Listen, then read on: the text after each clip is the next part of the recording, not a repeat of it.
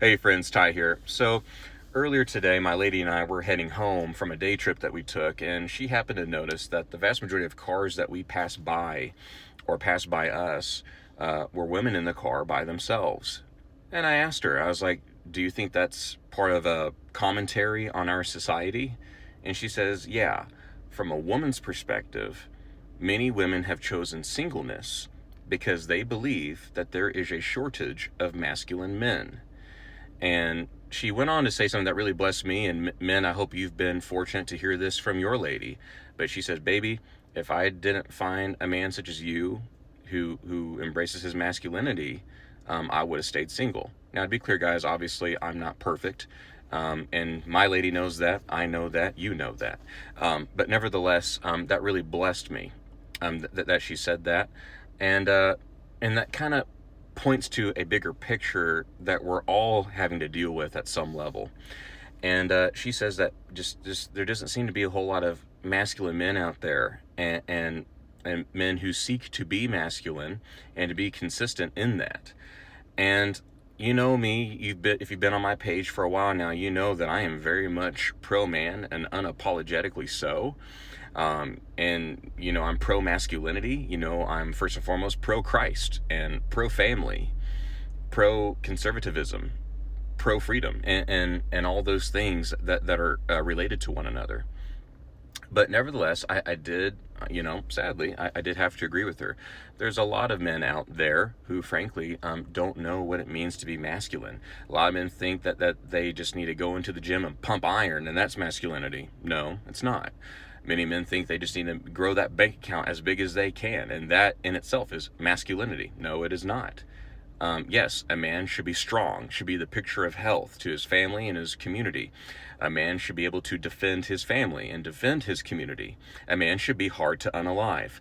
A man should seek to have plenty of financial capital, so that way he has that much more independence from the government so that he can direct his family as God leads him. And so, that being said, those things are part of what it is to be a man, to be masculine, but they are not masculinity in and of themselves.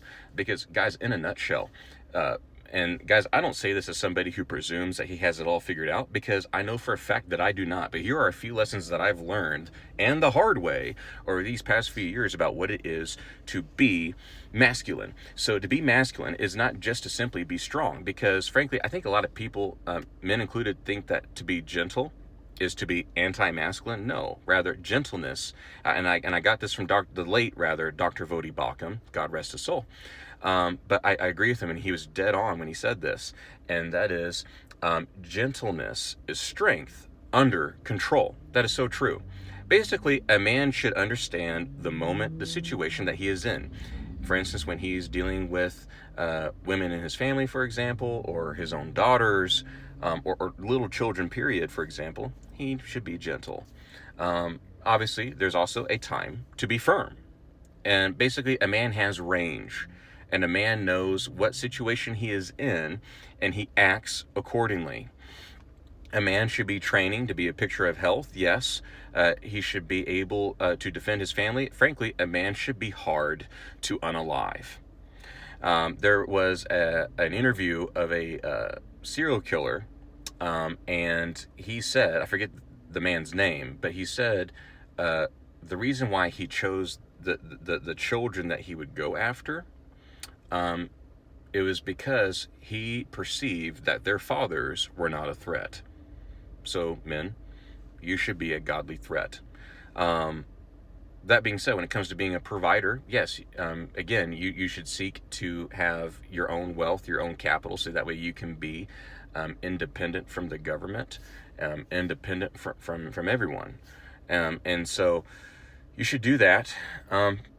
But guys, also, I think a lot of men understand what I'm talking about conceptually, but I think this is something that's not really stressed enough to men, and that is, there are going to be times when it's hard to be masculine, when it's unpopular to be masculine, but you have to be such anyway.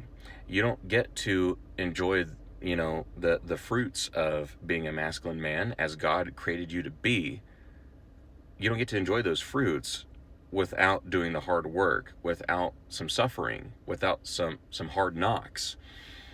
And that means also, like, if you're in your interpersonal relationships with your women in your life, sometimes it means you also got to be willing to stand up to your woman if you guys are having a disagreement and she might happen to be in the wrong on something. And make no mistake, guys, we'll be in the wrong our fair share too, okay? So I'm not picking on women when I say this, but you have to be willing to stand up to your woman, so that way she knows that you'll stand up for her.